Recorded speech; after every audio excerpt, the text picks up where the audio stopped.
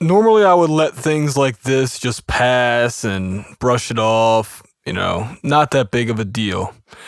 But just yesterday, after not really following the Recording Revolution's Graham Cochrane for probably a few months now, I saw a tweet from him that basically said you can get a great mix from any room and any speakers. And I replied to that tweet and I said, really? Any speakers? And he said, yeah, that's exactly what I'm saying. And that's been my consistent message. So I just have to say that information is wrong. Like I said, normally I wouldn't even bother responding to something like this, but the Recording Revolution, I think, is the largest audio engineering education channel on YouTube. And I would be wrong to not call this out for bad information. Now, let me preface this by saying Graham gives out great tips, great advice. He's been at this for a very long time, longer than myself, and I give him a lot of respect. He knows a lot. He's right up there with the best of them, I think. But on this, I really think he's pandering to an audience of people who are hoping that they can get commercial sounding tracks with cheap gear. And I hate to break the bad news, but that's just not the case. I really have to call BS on statements like this. You have, here's the quote in orange: no need to upgrade any of your gear. Well, what if you have really crappy gear, or you're thinking about buying gear that you don't know is crappy, and then you end up chasing your own tail trying to get great sounding mixes from gear that will limit you? I mean, that's really the truth. Gear will limit you.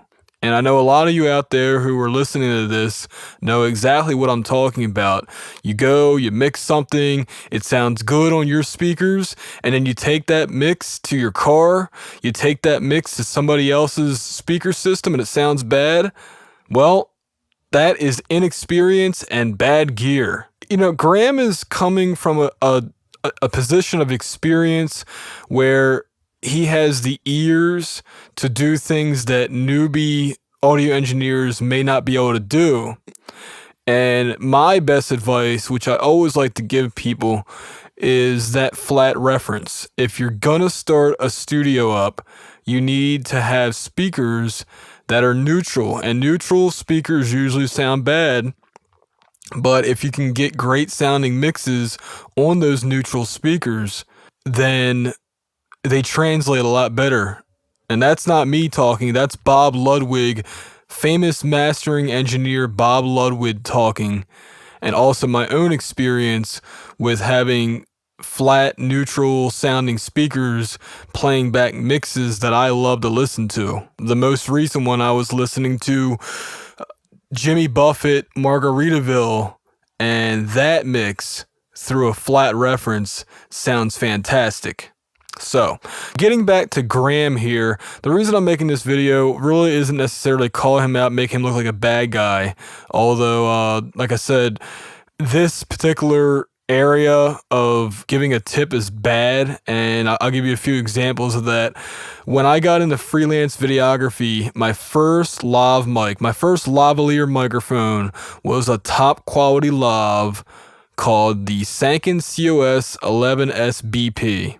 I could have bought a cheaper lav, but if I did, I knew that I would regret it. 8 years later, I still haven't used that microphone. It's paid its dividends many times over. And I never plan on selling it, and I never second guess myself and wonder if I should upgrade. It simply sounds great with little to no equalizing necessary. That's peace of mind that money buys. I think a lot of you guys out there are nodding when I was just saying that. And when you see me on camera, you're watching me through a Sony PMW EX1 video camera. Again, a large expense, but a piece of gear that has paid for itself and is still useful 7 years after the day I bought it. Good gear, or really I should say great gear, never goes out of style, but cheap gear limits your ability to get a professional job done, and that gear is harder to sell. You're going to have to buy things twice. And also, one more thing, the microphone that you're hearing me through right now, the Shure SM7B. I got this thing in the year 2009, and I never plan on selling it. I don't mention all this stuff to brag. I say this because it's important for everybody to understand that good gear does matter. And if you're aiming for a commercial standard production, then you will need to spend some money. I'm not talking about $100,000, but you're not going to get great, keyword great results from a $100 setup. It's just not going to happen. I'm sorry. Now, Graham is correct in that affordable gear in 2015 can sound great. Absolutely, he's correct on that.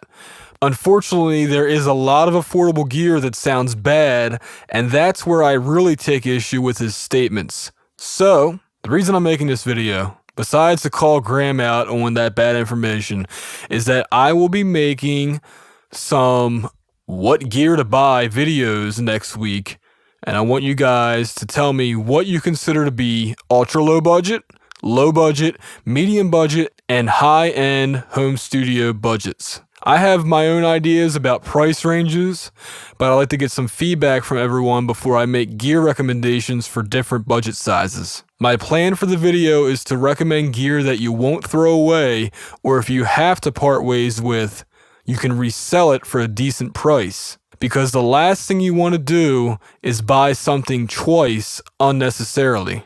This has been Adam for RealHomeRecording.com.